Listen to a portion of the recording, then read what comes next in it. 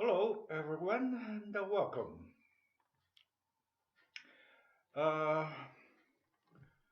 before I would like to say a few things about the translation project. And in recent dealing with the whole project, getting money, getting people, everything related, and a lot of people I talked to, and from them, I had the feeling that when we're talking about philosophy, the understanding can be quite different.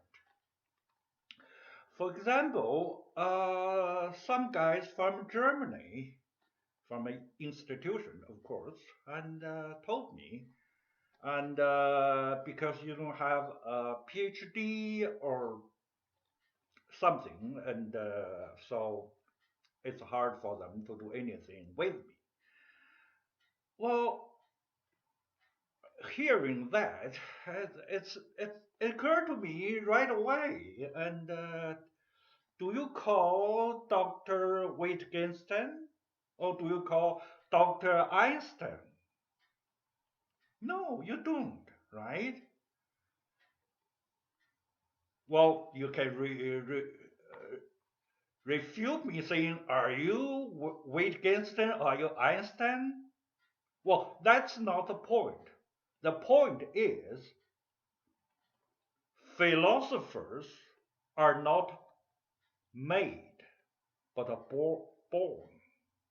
In other words, philosophers are not trained. You can train doctors, you can train professors, but you cannot train philosophers, right? Wittgenstein is not trained. Albert Einstein is not trained. So they don't have doctorate. That's obvious.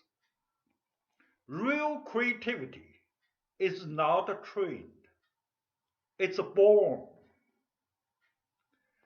In philosophy, I call it a qualitative change. A qualitative change is different from a quantitative change. Of course, that's Hegel's idea. If you understand Hegel deeply, you will appreciate his point. You can train a little bit at a time from middle school to high school to undergraduate, graduate till PhD. Add little by little. That's called quantitative change to make a professor of philosophy. But you cannot make a philosopher this way. If you understand what I mean, then you will understand it. But, well, on the other hand, I should say for most people, to learn philosophy is to learn how to philosophizing. Philosophizing. All right, let me write this word down.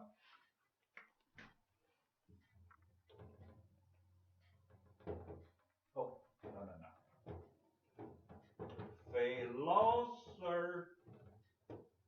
Philosophizing or fighting in British way. All right, philosophizing. That is to use theories, philosophy theories, to deal with some other things, to sound like a philosopher. But that's not a philosopher. Philosophers are those guys who will create systems. All right? No system or no deep insight, you won't be a philosopher. You can be a philosopher teacher, you can be a PhD in philosophy. That's trained. After years of training, you can. But the real philosophers must be born. All right? That's called qualitative change. All right? I just want to say that because it occurred to me. All right. So today's topic, I'm going to talk about the relationship of language with philosophy. A few days ago, I wrote something like Seeking Beyond Philosophy. Uh, it's an outline. Some people read it, some didn't. It's in my website, bachwin.com, .biz. But I'll stop that website in a few days. So if you look at it, you do, and if you don't, that's all right. But I'm expand the thesis, the ideas there. Okay. First, I want to talk about the feature of philosophy. In other words, what is philosophy? Normally, this is the introductory course. Philosophy 101 in the schools, in the colleges, or in universities in USA, I know. But actually, normally it's reserved for junior faculty members. But actually, I think it's a very difficult one. Because to teach it well, you really have to know everything. Then you get abstract idea to focus, to distill to the point. What is philosophy? So to teach it well, it's really hard. That's what I'm saying. Philosophy is to chase wisdom, to love wisdom. Okay, everybody knows. But in academia sense, philosophy is talking about something, like its ontology or metaphysics, its existence or being of something. So that realm, that's a field of philosophy. In this sense, my instancology and absolutology breaks away from it. And I'm also saying philosophy has ended its life, is ending, because it's already fully grown and eventually it come to end. Something else must extend it to continue seeking for wisdom. It goes beyond something, the study of something. All right? It goes beyond the relative. What is that? The absolute. Well, I just mentioned it lightly, and since we are in this topic. All right, philosophy to me, at least two essential features we must emphasize. One is inquisitiveness, the second is methodology. The inquisitiveness, do I need to write it down? Inquisitiveness.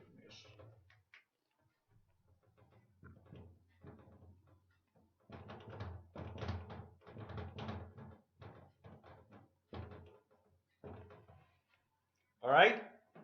That's its spirit. That's the essence of it.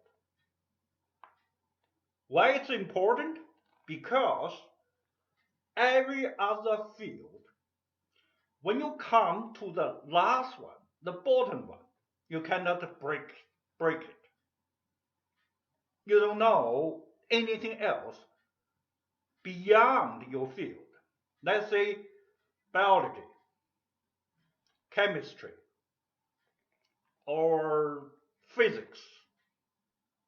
So, in my opinion, when biologists try to create life from the level of chemistry, they don't know what they are talking about.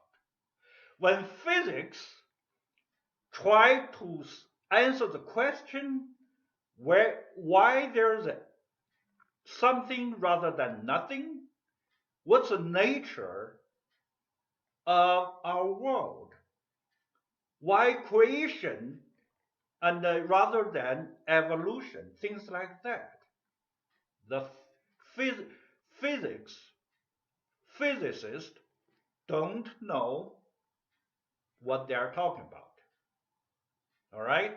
But their criticism is still legitimate, like Stephen Hawking saying philosophy because you stay dead all the time, right? So don't blame me. We will go forward. So we don't need you anymore.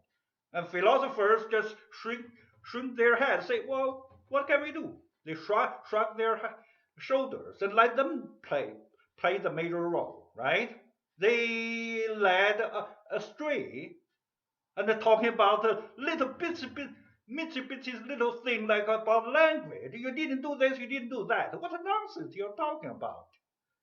What's the meaning of life? You have to tell people. What's the nature of the world? You talk a language? No. You are not a linguist, right? Yeah, you are not that kind of English or language people, right? You have to answer the fundamental questions. You can say, you have to say it in a very clear way with language. That's right. That's analytical school. That's correct. We learn from that. We'll do that way. But you cannot say you don't have any other questions. No, we have tons of questions. See what the physicists did? They trash you. They abandon you. You don't do it, we'll do it. What else can you do? So philosophers should feel ashamed of it, hearing that they failed in their profession to explain the fundamental questions. All right? To my mind, it is like that. All right. Inquisitiveness is the ability for this field to transcend itself, transcend whatever discipline or policy or principles or whatever already set up. They go higher.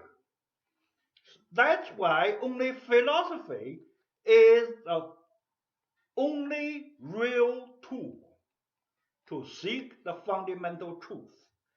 None of other field can. Physics, science in general cannot. Religion cannot. Religion by belief, all right? Like Kant said, we have to leave some room for belief. That's religion. Religion is the leap of faith. You cannot ask questions. Religion hates people have asking questions. You can ask to some extent, but they want you to stop at a certain point. Stop asking questions. That's called religion. All right? You believe it or not, or go away. That's it. Science allows you to ask questions, but it has some limit. It has bottom line. They are like, I used this metaphor before, like fish in water. You cannot ask fish what water tastes like. Because if the fish can answer it, the fish must get out of water, then he will die. He cannot answer your question. That's why every specific science field is like that. But the only exception is philosophy. Philosophy has the ability to transcend experience, transcend itself, its own boundaries. That's why. And from another thing is from Gödel's, Kurt Gödel's incomplete principles. It proves too.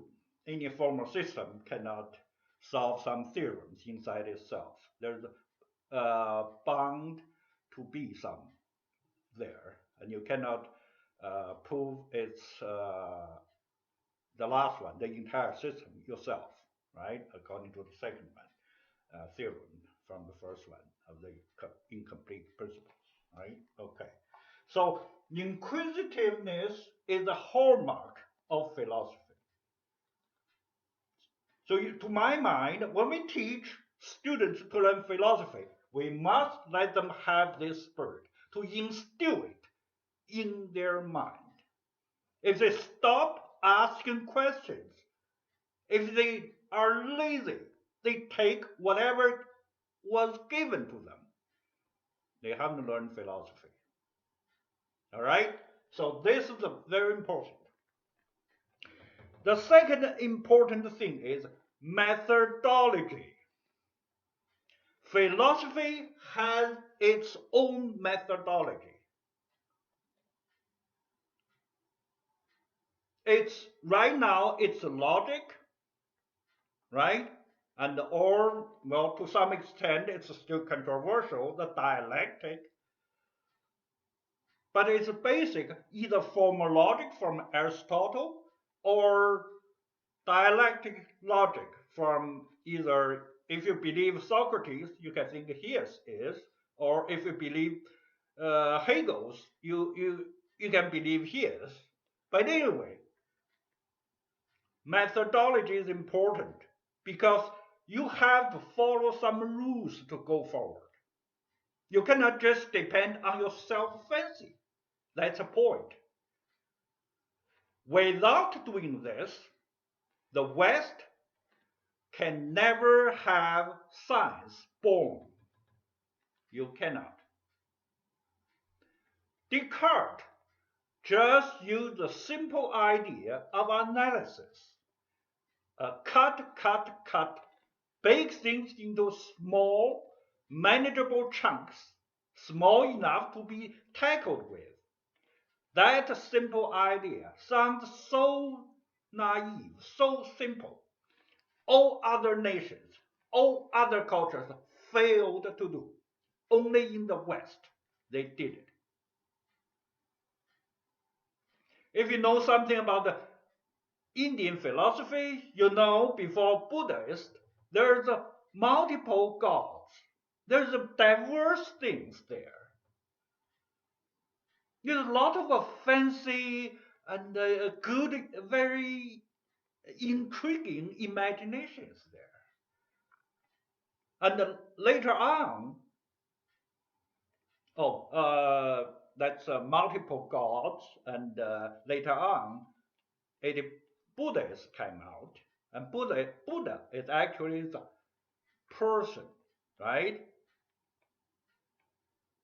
And he teaches the world several, I think it's 4 points, right? Life is suffering, how to avoid the suffer, things like that. You have to practice something and teach you some mundane, some daily things you have to follow to do it. But there's a fundamental change from believing above God to some God on this world. That's a big change. In China, it's a little bit different because Chinese are a lot more practical than Indian people, I guess. Okay, but they have a lot of the imaginations too, fancy, self-fancy stories, things like that. They develop a theory either from this or from that, like Lao Tzu or Mengzi or Confucius or some other later on. They have some moral teachings.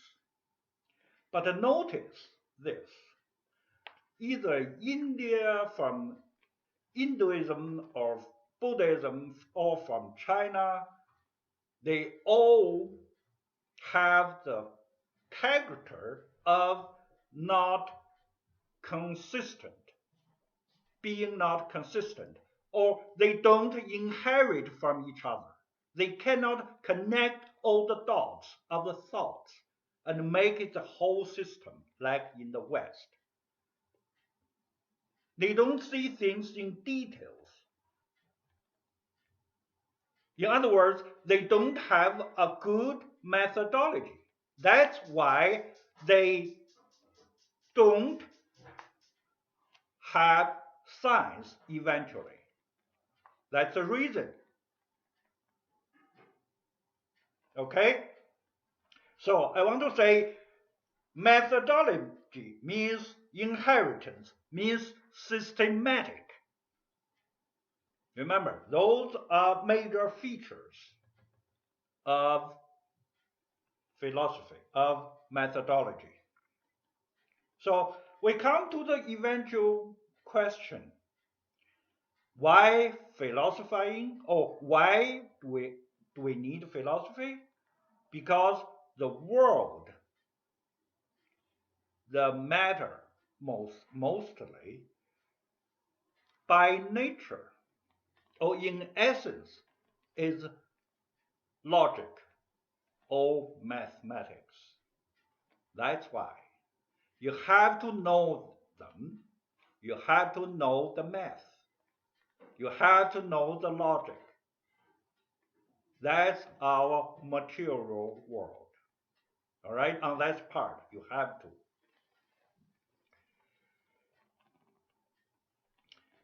Mathematics deal with multiplicity. Logic, formal logic, deals with either singularity or singular things. All right, they are both needed, and that's why we need the philosophy to tackle them. All right, that's the first point. All right. Second thing I want to talk about is common sense thing in exploring the philosophy. All right. First, I want to say, I'll give you some example. When we learn philosophy, it's like when we taste tea or taste coffee. How do we start to drink tea? You cannot drink tea. You drink either red tea or green tea or whatever other teas, right? You do this way. But after you drink, let's say you started with green tea. Next time somebody gave you another kind of tea for you to drink, you can say this is not tea. You realize it's tea too, but it's different tea. Okay, after you drink so many different kinds of teas, you get the general idea what tea is. It's the same thing for coffee. I don't drink coffee a lot myself. I just drink plain coffee. I know there's many kinds of coffee, and some people will can appreciate it. This is good coffee, or it's not. It's like it's hazelnuts or black or whatever. I'm not very good at that, but I know there's a general, there's a sensitivity or delicate taste involved in that too. And you'll know what is good coffee and what's a bad coffee if you drink it every day. And the same as drink tea. But my point is, after you tasted individual brand of either tea or coffee, you get the general idea what is tea or coffee. That's called the essence of it. All right? In Plato's term, it's a form. You got what tea is, what coffee is. All right? So that's the idea. Let's apply to philosophy. What is philosophy? You learned the Eastern philosophy, the Islamic philosophy, the Western philosophy. You know what a philosophy is. But wait a minute, you think that's it? No. Philosophy, let's say in the West, was first written in Greek. Then it is written in Latin, then it is written in German, written in French. Of course, it can be written in Chinese too. I did it in Chinese. And it can be written in Hindi too, right? Or Spanish or other languages. So what's the point of that? What point I'm aiming at? I'm saying philosophy can escape language. Like red tea, green tea, or hazel coffee don't represent the essence of it, respectively. You have to get that point, that essence of it, out. Of course, you have to start from something that's called an individual. But you reach the whole from the individual by starting from the individual, then go up, up, up. You go this way. Same as philosophy. All right? So let's come to my third point. I think mathematics is the same. You think mathematics is only numbers? I didn't read the big mathematicians like Euler or Archimedes or their biography or autobiography, how they invented the new mathematics. But I don't think number is the first thing comes to their mind. So numbers are vehicles of expression to mathematics, just like sound is a vehicle to music. We know the German composer Beethoven, right? Beethoven. He was deaf, deaf for a long time in his later life, but he still composed it. And when some other people played his creation of the composition, and he couldn't even hear it, right? So it means the separation of the vehicle from the meaning of music, right? Okay. Same, I think, for poem too. Real poets don't depend on words to get the feeling first. And of course, later, when you have it, you want to express it, use words as a poet. Same as for music, for mathematics. I think it's the same. You have either use numbers to express, or use sound, use symbols, or use words to express it. Same for philosophy. You have to use language to express it. But how you express it, it's your choice. If the language can exactly represent the meaning of what you have in your mind, it's a different matter. But you have to use language. Otherwise, you cannot pass the idea to the rest. Okay? But my point is, philosophy has its own feature. It can transcend its language. It can transcend itself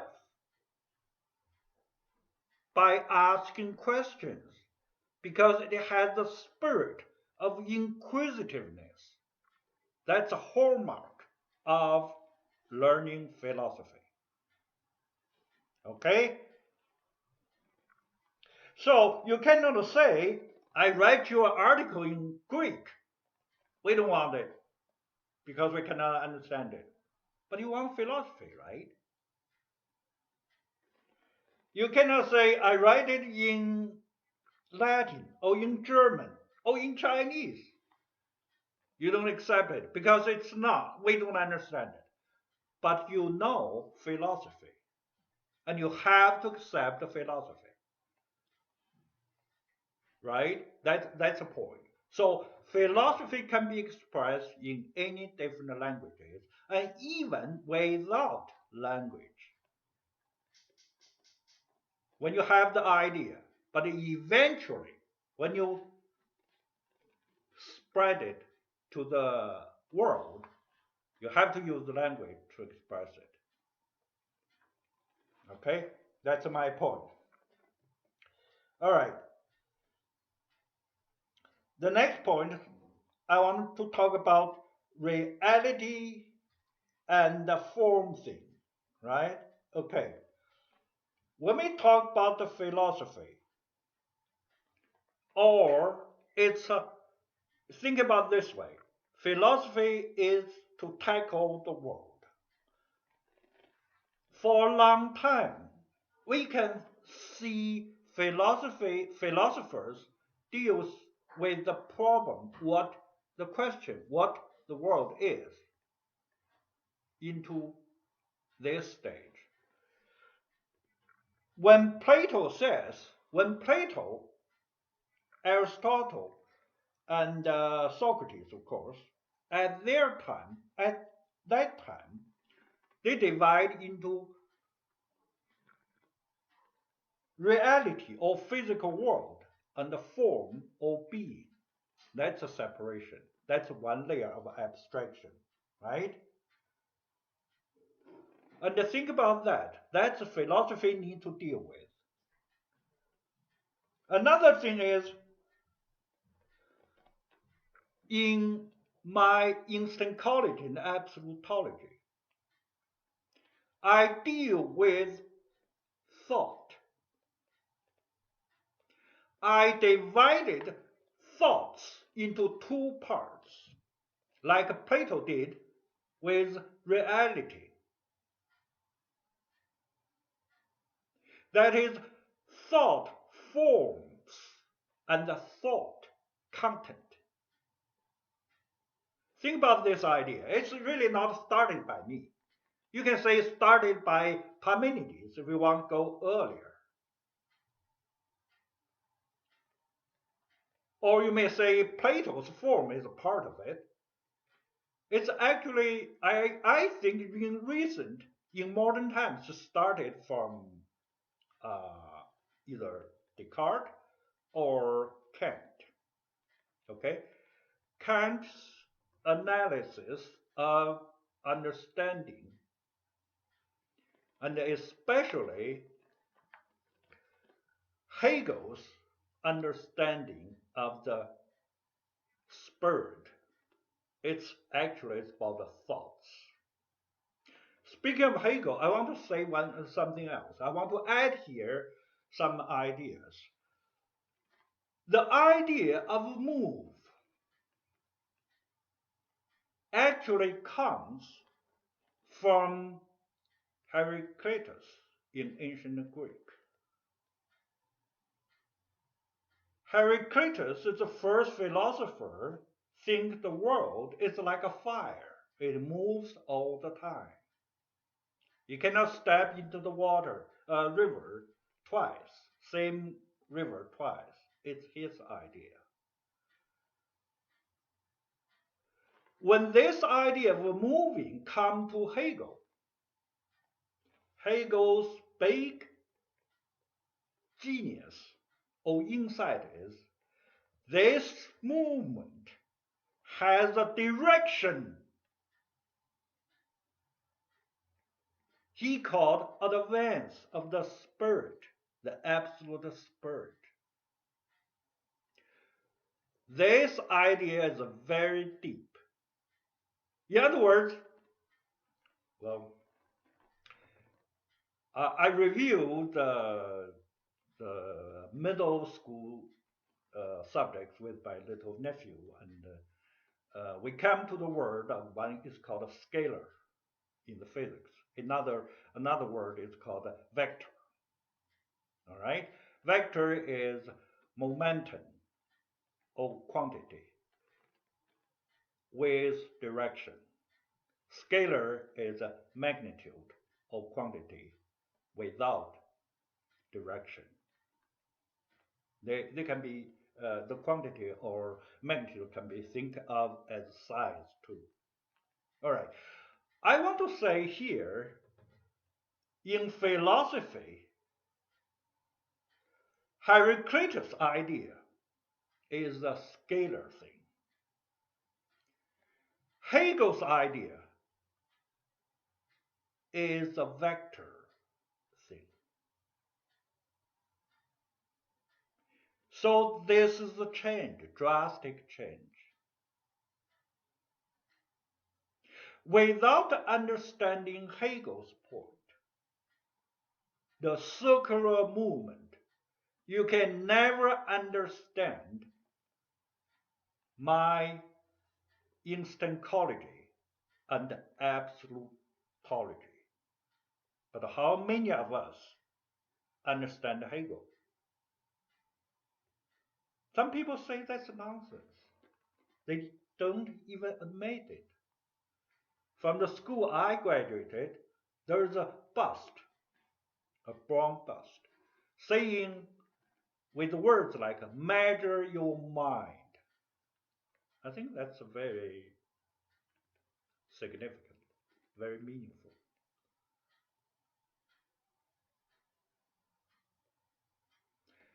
Hegel, according to Bertrand Russell, is the hardest of all philosophies.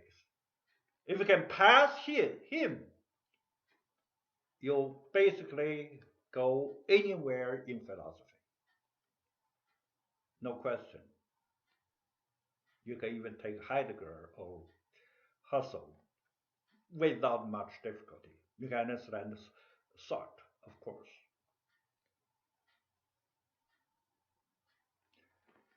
But if you understand Hegel, you probably still cannot understand my instancology and absolutology. Because the hardest concept is the absolute. It's not expressible by language. Do I make a mouse hole out of a mountain, make a mountain out of a, what's a mouse hole? It's a big deal. Think about that. I'll give you a comparison. You sleep every day. Before you wake up, in your brain, you have the Big Bang to start the first thought. Or your consciousness, the right half of your brain, started have the first object of what is to be conscious of. According to Husserl, consciousness is conscious of something.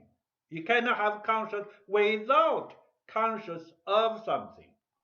Well, I'll delay argument for that. But anyway, I just want to say he said that when you're conscious of something or have some thought, your first thought, that's a Big Bang, figuratively, in your head. Remember, the absolute has the local feature that in your left brain and the right brain. I call it two small localized absolutes, two minor ones. So you have to try harder to reach the top, to reach real understanding of instancology and absolutology. Only after you pass Hegel. That's why for 4 years or 5 years since I finished the book and published 3 years ago, till now, nobody, absolutely nobody, dares to say, I got what you mean. Nobody. Nobody argue about it either, because nobody understands it. No matter you know Chinese or not, that's not the point. The point is the concept is the fundamental one, very deep. In other words, I'm talking about this philosophy, why I call it a fundamental truth. I'm talking about something before the Big Bang in physics. What is it?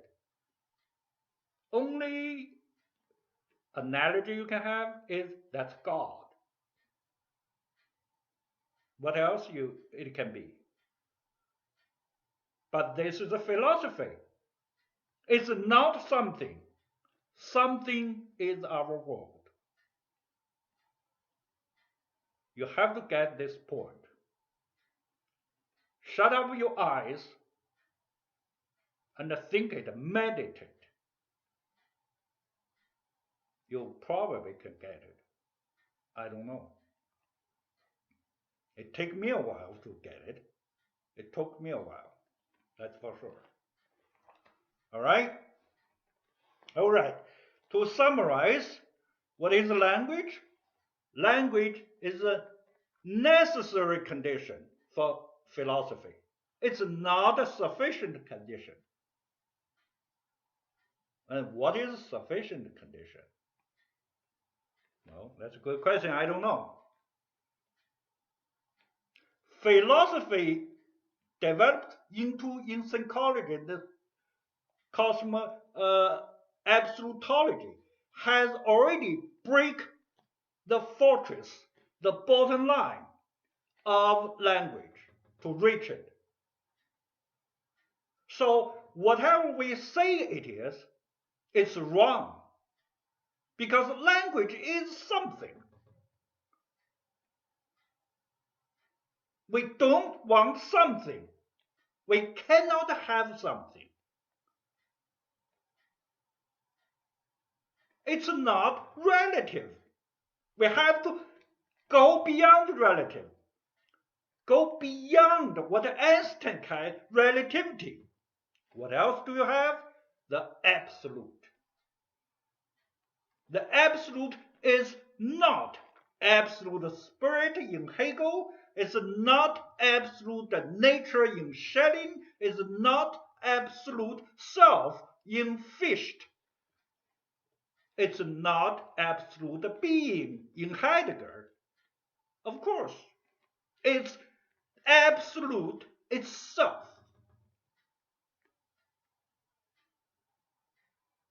So think about this concept. It's very crucial to understand the whole thing. When you realize it, you'll be stand in awe to this concept, as I had before.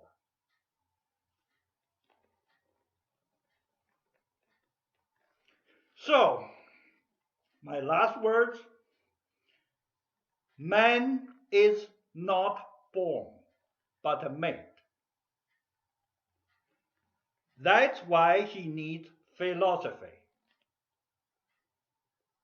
Every human being has capability of philosophizing, but not everybody is a philosopher.